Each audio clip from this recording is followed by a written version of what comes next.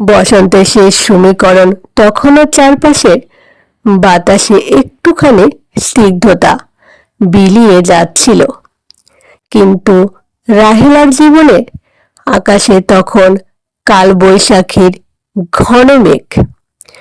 বিয়ের 7টি বছর কেটে গেছে।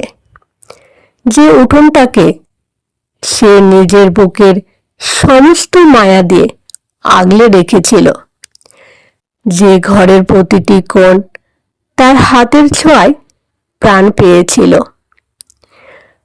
আজ সেখান থেকে তাকে এক কাপড়ে বের হয়ে যেতে হলো। অপরাধ?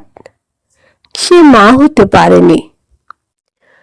সমাজ, পরিবার, আর সবচেয়ে বড় কথা, যার হাত ধরে সে এই বাড়িতে এসেছিল, সেই স্বামী মতিউর রহমান তাকে এক ঝাঁক উপাধি দিয়ে বিদায় করে দিল।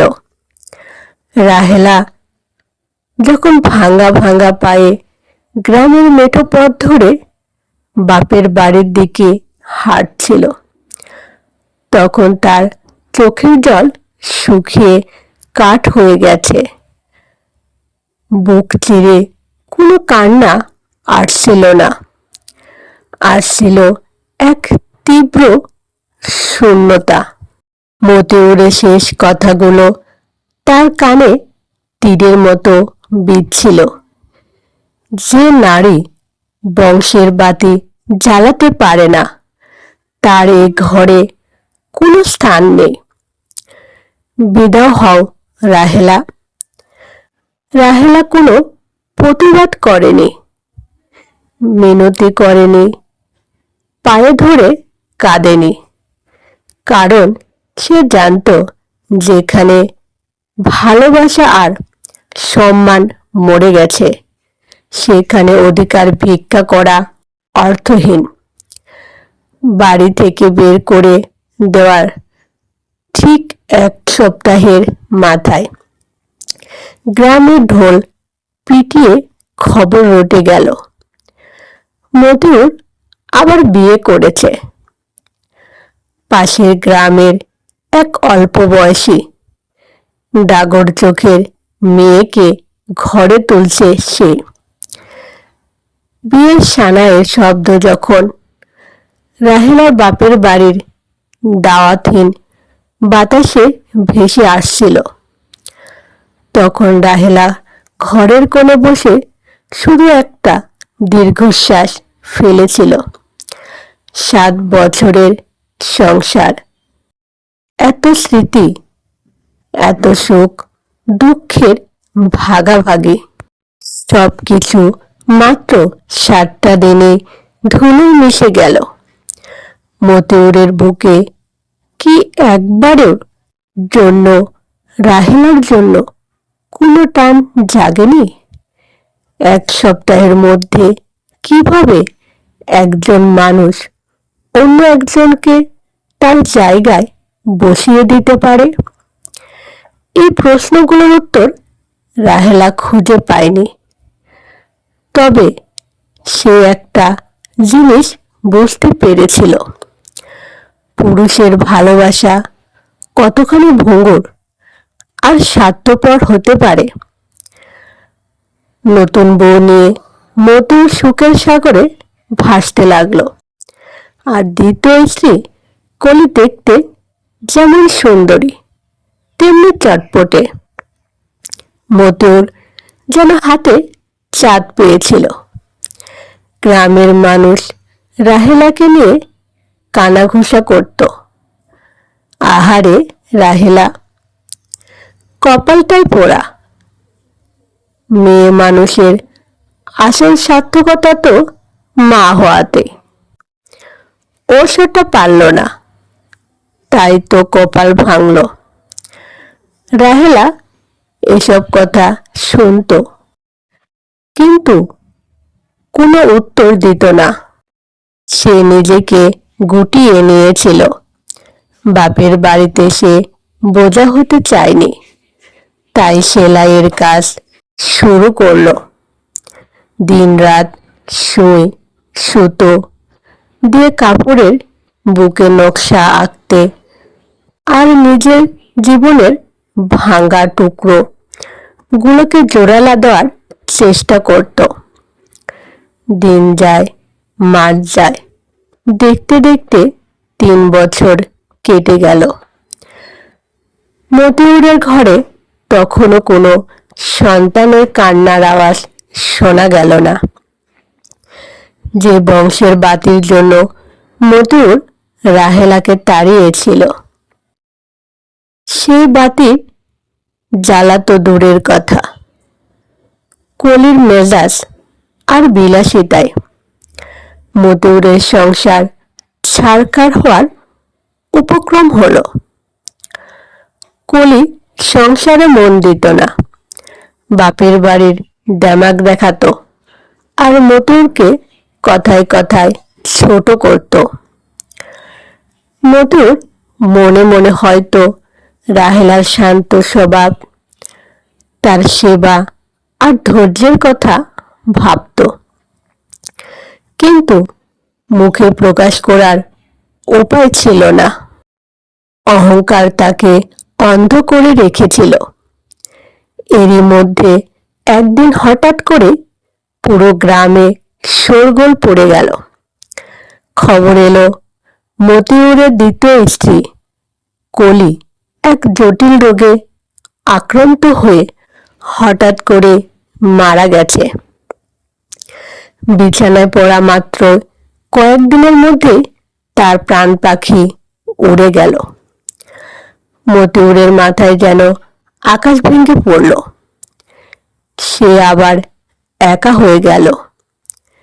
এবার আর তার পাশে দাঁড়ানোর মতো কেউ নেই। বংশের বাতি জ্বালানোর যে স্বপ্ন সে দেখেছিল, তা এক লহমায় শ্মশানের ছাই হয়ে গেল। কলির মৃত্যুর পর কিছুদিন কেটে গেল। মতিউরের ঘর এখন অন্ধকার, রান্নাবান্না ঠিকঠাক হয় না, ঘরদর ময়লায় ভরে গেছে। একা একা থাকতে থাকতে মতিউরের অহংকার এবার ভাঙতে শুরু করলো। সে বুঝতে পারল রাহেলাকে তাড়িয়ে সে কত বড় ভুল করেছিল। সন্তানের অভাবটা যে শুধু নারীর একার কারণে নাও হতে পারে, সেই সত্যিটা হয়তো তার অবচেতন মনে সাড়া দিতে লাগলো। সবচেয়ে বড় কথা, রাহেলার মতো নিঃস্বার্থ ভালোবাসা আর যত্ন সে আর কোথাও পায়নি। একদিন বিকেলে মতিউর আর নিজের আবেগকে ধরে রাখতে পারল না। সে নিজে হেঁটে রওনা হলো রাহেলার বাপের বাড়ির দিকে। মনে মনে আশা, রাহেলা তো তাকে ভালোবাসতো, সে হয়তো তার এই দুর্দিনে সব ভুলে আবার ফিরে আসবে। পুরুষ মানুষ ভুল করতেই পারে, নারী তো ক্ষমার রূপ। এই প্রাচীন ধারণা বুকে নিয়ে সে রাহেলার সামনে গিয়ে দাঁড়ালো। রাহেলা তখন দাওয়ায় বসে এক মনে খাতার জমিনে লাল নীল সুতো দিয়ে ফুল তুলছিল। মতিউরের ছায়া উঠোনে পড়তেই সে চোখ তুলে তাকালো। মতিউরকে দেখে তার বুকে কোনো কাঁপন জাগলো না, চোখের কোণে কোনো জল এলো না। এক অদ্ভুত শীতলতা গ্রাস করলো তাকে। মতিউরের গলা খাকারি দিয়ে বলল, রাহেলা, আমি এসেছি। রাহেলা শান্ত গলায় বলল, দেখতে পাচ্ছি। কেন এসেছেন? মতিউর একটু ইতস্ত করে বলল, ঘরটা বড় শূন্য হয়ে গেছে রাহেলা। কলি তো চলে গেল, এখন আমার দেখভাল করার কেউ নেই। সংসারটা পুরো ভেসে যাচ্ছে। তুমি তুমি আমার বাড়ি ফিরে চলো। আমি আমার ভুল বুঝতে পেরেছি। রাহেলা হাতের সুই সুতোটা পাশে রাখলো। তারপর মতিউরের চোখের দিকে সোজা তাকিয়ে একটা ম্লান হাসি হাসলো। সেই হাসিতে কোনো রাগ ছিল না, ছিল এক চরম অবহেলা। সে বলল, ভুল বুঝতে পেরেছেন।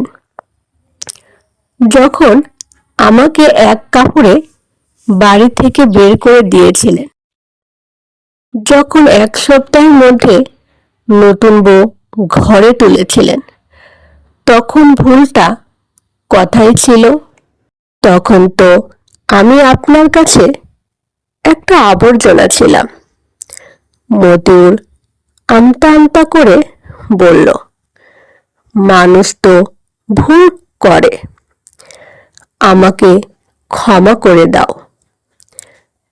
আবার চলো আমার ঘরে। রাহেলা উঠে দাঁড়ালো। তার মেরুদণ্ড এখন অনেক বেশি সোজা। সে বলল, আপনি আজ এসেছেন কারণ আপনার দ্বিতীয় স্ত্রী মারা গেছে। আপনার সেবা করার কেউ নেই। আপনার ঘর অন্ধকার। আপনি নিজের প্রয়োজনে এসেছেন। আমার প্রতি ভালোবাসা বা অনুতাপে আসেননি। যদি আপনার দ্বিতীয় স্ত্রী বেঁচে থাকতো আর আপনার কোলে সন্তান থাকতো, তবে কি আজ আপনি আমার খোঁজ নিতেন? নিতেন না। মতিউর চুপ করে রইল। তার কাছে কোনো উত্তর ছিল না। রাহেলা বলতে লাগলো, যেদিন আপনি আমাকে ঘর থেকে বের করে দিয়েছিলেন, সেই দিনই মতিউর রহমানের নামের মানুষটি আমার মনে মরে গেছে। এক সপ্তাহের মধ্যে আপনি যখন অন্য কাউকে বিয়ে করেছিলেন, সেই দিন আমি বুঝেছিলাম আপনার সংসারে আমার কোনো অস্তিত্বই কোনোদিন ছিল না। ছিল শুধু একটা দাসীর প্রয়োজন। আজ আপনার সেই দাসী দরকার, কিন্তু আমি আর সেই রাহেলা নই। আমি এখন নিজের পায়ে দাঁড়িয়েছি। নিজের উপার্জনে শান্তিতে দুমুঠো খাচ্ছি। যে ঘর থেকে আমাকে অপমান করে বের করে দেওয়া হয়েছে, সেই ঘরে মাথা নিচু করে ফিরে যাওয়ার চেয়ে এই কুঁড়ে ঘরে সম্মানের সাথে মরে যাওয়া অনেক ভালো। মতিউর মিনতি করার চেষ্টা করল, রাহেলা, একটু ভেবে দেখো। ভাবার কিছু নেই। রাহেলা শক্ত গলায় বাধা দিল, আপনি এখন আসতে পারেন। আমার সংসারের কাজ আছে। আর কোনোদিন এ উঠোনে পা রাখবেন না। মতিউর আর একটা কথাও বলতে পারল না। মাথা নিচু করে সে যেভাবে এসেছিল সেভাবেই ফিরে যেতে লাগলো। রাহেলা তার চলে যাওয়ার পথের দিকে তাকিয়ে রইল। তার চোখে কোনো অনুশোচনা ছিল না। সে আবার দাওয়ায় বসল, হাতে তুলে নিল সুই সুতো। বিকেলের ম্লান আলোয় সে আবার তার খাতার বুকে নতুন এক জীবনের নকশা বুনতে শুরু করলো, যেখানে কোনো নির্ভরশীলতা নেই, কোনো অপমান নেই, আছে শুধু নিজের আত্মসম্মানের এক অপরাজিত গল্প। তো বন্ধুরা, গল্পটি যদি ভালো লাগে তাহলে অবশ্যই লাইক, কমেন্ট এবং সাবস্ক্রাইব করতে ভুলবেন না প্লিজ।